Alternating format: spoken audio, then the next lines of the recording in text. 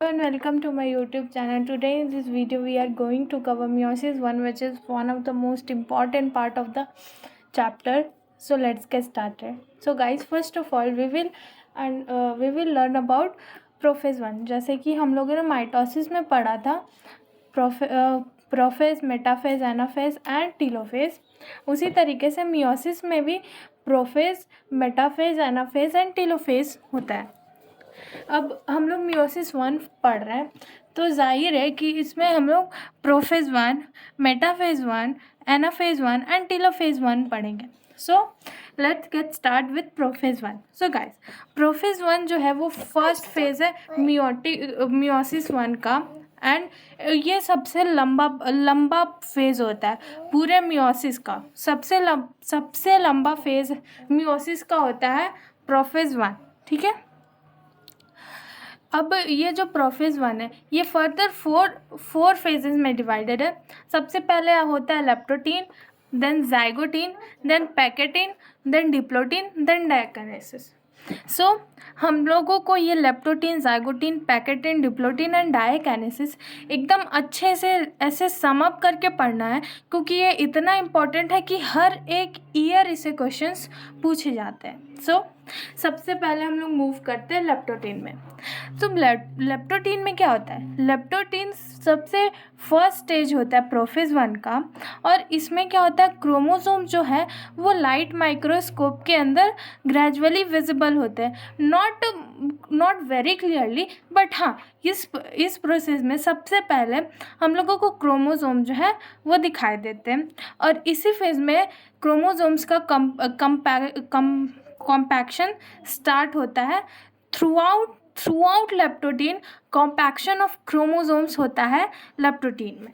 So prophase 1 is the first meiotic division, is typically longer and more complex as when compared to prophase of mitosis. बिल्कुल, meiosis का जो prophase है वो mitosis का prophase से complex होता है, इसमें कोई डाउट नहीं है. क्योंकि हम लोग जब जैसे ही इसमें आगे प्रोसीड करेंगे तब पता चलेगा क्यों इसको कॉम्प्लेक्स कहा गया है. ठीक है. It has been subdivided into 5 phases, that is leptotene, zygotene, pachytene, diplotene and diakinesis. During leptotene stage chromosomes become gradually visible under light microscope.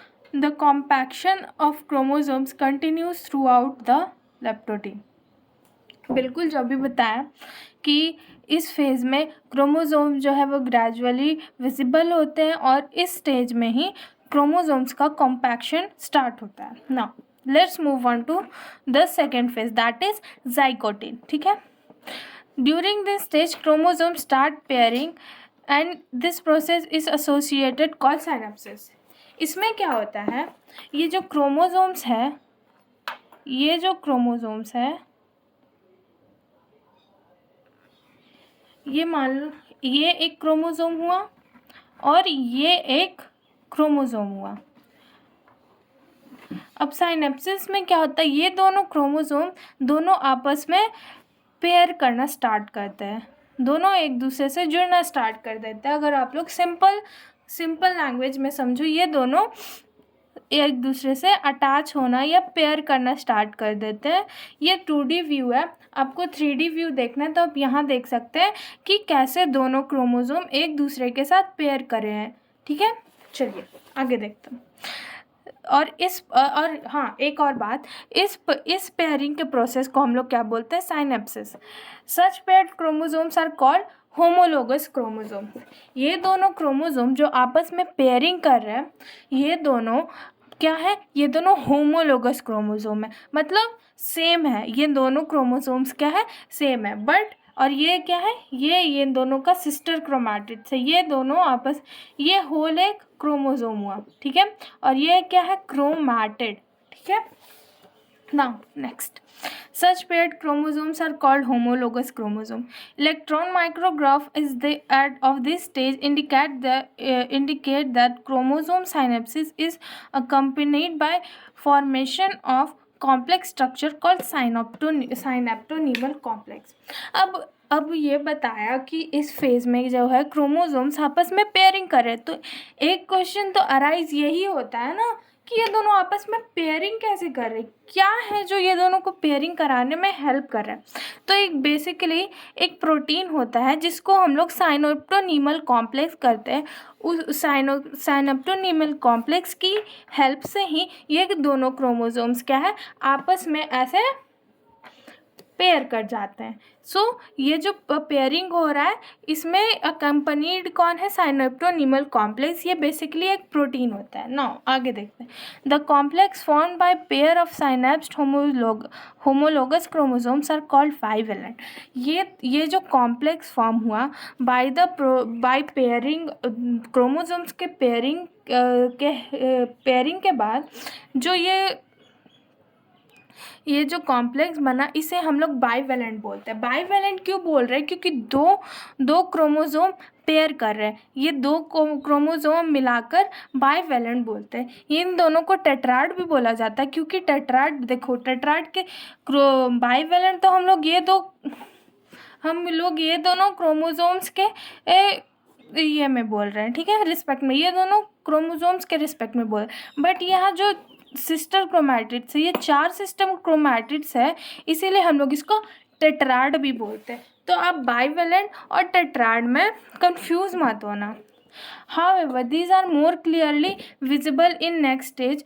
ये जो क्रोमोसोम जो बाईवेलेंट बना ये हम लोग नेक्स्ट स्टेज में ये और क्लियर दिखता है, which is the next stage is packeting. So let's see now packeting.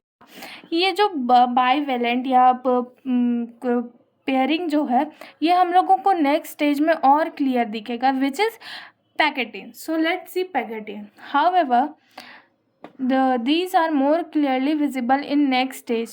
The first two stages of prophase 1 are relatively short-lived as compared to next stage, that is packeting. ठीक है, chromosome जो pair हुआ वो और clearly visible है pachytene में। और ये जो फर्स्ट 2 स्टेजेस पढ़ा हम लोग में, जैसे लेप्टोटिन या ज़ाइगोटिन, ये थोड़ा छोटा होता है एज कंपेयर टू पैकेटिन। ठीक है, during this stage 4 chromatids of each bivalent chromosomes are distinct and clearly appears as tetrads. इस स्टेज में क्या है, ये जो 4 सिस्टर क्रोमैटिड्स है, जैसे ये देखो ये जो 4 क्रोमैटिड है वो क्लियरली विजिबल होता है under the microscope. This stage is characterize by appearance of recombination nodules. अब ये रिकॉम्बिनेशन नोड्यूल्स क्या है वो जानते हैं। जैसे कि देखो ये एक क्रोमोसोम हुआ और ये दूसरा क्रोमोसोम हुआ, ठीक है, ये दोनों पेयर कर चुका है ज़ाइगोटीन स्टेज में। अब आगे क्या होगा पैकेटिन में, अब पैकेटिन में क्या होगा, अब ये जो क्रोमैटिड्स है, ये जो सिस्टर क्रोमैटिड्स है, ये दोनों क्रोमोसोम्स के जो सिस्टर, एक क्रोमैटिड यहाँ से एक क्रोमैटिड, ये आपस में रिकम्बाइंड कर जाएंगे। इसी को हम लोग क्या बोल रहे हैं, इसी को हम लोग बोल रहे हैं रिकॉम्बिनेशन नोड्यूल्स। ये जो आपस में जुड़ रहे हैं, यहाँ पे ये जो जुड़ा हुआ है इसी को हम लोग बोलते हैं रिकॉम्बिनेशन नोड्यूल्स। ना आगे पढ़ते हैं। The sites eight which crossing overs occurs between non sister chromatids. ठीक है, अब ये क्या बोल रहा है, जैसे कि ये एक क्रोमोसोम बनाया, ठीक है, अब ये एक क्रोमोसोम बना रहा है, ठीक है, ठीक है, अब इस क्रोमोसोम का ये और ये मिलके एक सिस्टर क्रोमैटिड्स है। बट यहाँ पे जो रिकॉम्बिनेशन और क्रॉसिंग ओवर हो रहा है ये एक इस क्रोमोसोम का क्रोमैटिड है और ये एक इस क्रोमोसोम का क्रोमैटिड है। तो ये दोनों क्या आपस में सिमिलर है ना, सो हम लोग इसको नॉन सिस्टर क्रोमैटिड्स बोलेंगे। तो रिकॉम्बिनेशन हमेशा 2 नॉन सिस्टर क्रोमैटिड्स के बीच में होता है जिससे क्रॉसिंग ओवर और जेनेटिक मटेरियल का एक्सचेंज होता है। चलिए आगे बढ़ते हैं। Crossing over is the exchange of genetic material of 2 homologous chromosomes. Crossing over is also a enzyme mediated process and the enzyme involve in is called recombinase. अब क्या क्रॉसिंग ओवर में क्या है, क्रॉसिंग ओवर दो non sister chromatids के बीच में हो रहा है, होमोलोगस क्रोमोसोम्स के नॉन सिस्टर क्रोमैटिड्स के बीच में क्रॉसिंग ओवर हो रहा है। तो इस नॉन सिस्टर क्रोमैटिड्स का या इस क्रोमोसोम्स का जेनेटिक मटेरियल डिफरेंट होगा, इस क्रोमोसोम का जेनेटिक मटेरियल डिफरेंट होगा। तो अब ये जो दो नॉन सिस्टर क्रोमैटिड आपस में जुड़ रहा है, ऑब्वियस है कि दोनों का जेनेटिक मटेरियल डिफरेंट है। तो यहाँ रिकॉम्बिनेशन या फिर क्रॉसिंग ओवर में क्या हो रहा है, जेनेटिक मटेरियल का एक्सचेंज हो रहा है, मतलब इसका जेनेटिक मटेरियल इसमें आ रहा है, कुछ इसमें आ रहा है। So this is the process of packeting. अब ये जो क्रॉसिंग ओवर हो रहा है इसमें कुछ तो होगा, कुछ तो हेल्प कर रहा होगा इसको रिकॉम्बिनेशन के लिए। तो ये रिकॉम्बिनेशन होता है एक एंजाइम के हेल्प से, उस एंजाइम को हम लोग बोलते हैं रिकॉम्बिनेशन। बिल्कुल ध्यान से सुनना, बिल्कुल ध्यान से पढ़ना, क्योंकि ये बहुत ही इंपॉर्टेंट है। इसका हर एक लाइन क्वेश्चन है नीट का, हर एक लाइन क्वेश्चन है नीट का, और हर साल पूछा जाता है ना। Crossing over leads to the recombination of genetic material on the two chromosomes. ठीक है, ये तो अभी बताया कि क्रॉसिंग ओवर जो है वो रिकॉम्बिनेशन जेनेटिक मटेरियल का दोनों क्रोमोसोम के बीच में एक्सचेंज है। Recombination between homologous chromosomes is completed by the end of packeting. Recombination क्या है, रिकॉम्बिनेशन जो है वो दो होमोलोगस क्रोमोसोम्स के बीच में कंप्लीट पैकेटिन के एंड में हो जाता है, leaving the chromosomes linked at the site of chromosomes linked at the site of crossing over. Now we will move on to the next stage which is diplotene. What is diplotene? देखो diplotene के beginning में क्या होता है, जैसे कि हम लोग जाइगोटिन में पढ़े थे कि दो होमोलोगस क्रोमोसोम्स आगे के बीच में क्या हुआ, पेयरिंग हुआ। पेयरिंग किसकी हेल्प से हुआ, बीच में वो दोनों को पेयरिंग कराने में कौन हेल्प करा, साइनोप्टेनिमल कॉम्प्लेक्स। उन दोनों के बीच में साइनोप्टेनिमल कॉम्प्लेक्स की हेल्प से वो दोनों पेयर कर पाए। तो डिप्लोटिन के बिगनिंग में क्या होता है ना, डिप्लोटिन के बिगनिंग में साइनोप्टेनिमल कॉम्प्लेक्स जो है वो मतलब अब वो फेड होने लगता है। डिप्लोटिन में सबसे पहले साइनोप्टेनिमल कॉम्प्लेक्स का डिसॉल्यूशन होना स्टार्ट होता है and the tendency of recombined homologous chromosomes of the bivalent to separate from each other except the sites of crossovers. ठीक है, अब क्या होगा, अब वो जो बीच का जो साइनोप्टेनिमल कॉम्प्लेक्स है वो तो अब फेड होने लगा, डिसॉल्यूशन होने लगा वो लोग का। तो जो दो होमोलोगस क्रोमोसोम्स जो आपस में ऐसे इस तरीके से, अगर आप 3D देखो, इस तरीके से जो कंबाइन हुए, अब इन दोनों के बीच में जो साइनोप्टेनिमल कॉम्प्लेक्स था वो अब डिसॉल्व होने लगा। तो अब क्या होगा, अब ये क्रोमोसोम्स जो है वो अलग होने लगेंगे, इस तरह से अलग होना स्टार्ट करेंगे। बट आप एक दो पार्ट देख रहे हो जहाँ पे क्रॉसिंग ओवर हुआ था नॉन सिस्टर क्रोमैटिड्स का, ये वैसे का वैसे ही रहेगा, बट क्रोमोसोम्स जो ऐसे थे वो एक दूसरे से अलग होने लगेंगे। बट ये जो क्रॉसिंग ओवर का साइट है वो इसी तरह से रहेगा। ठीक है, the egg shaped structures are called chiasmata. अब क्या होगा, अब ये दोनों जैसे कि अब ये दोनों एक दूसरे से अलग होने लगे, तो आप देख सकते हो कि ये क्रोमोसोम्स अलग हो रहे हैं। अब ये एग शेप्ड स्ट्रक्चर बन रहा है। अब इस एग शेप्ड स्ट्रक्चर को हम लोग क्या बोलेंगे, कियास्माटा। ये जो एग शेप्ड स्ट्रक्चर बन रहा है, जैसे कि आप ऐसे देखो, ये पेयर्ड क्रोमोसोम्स है, ये एक दूसरे से अब अलग हो रहे हैं। तो अब ये एक दूसरे से अलग होगा, तो अब ये बीच में एक एग शेप स्ट्रक्चर बन रहा है, इसको हम लोग क्या बोल रहे हैं, कियास्माटा। कियास्माटा, ये जो एग शेप स्ट्रक्चर बना बीच में, इसको हम लोग बोल रहे हैं कियास्माटा।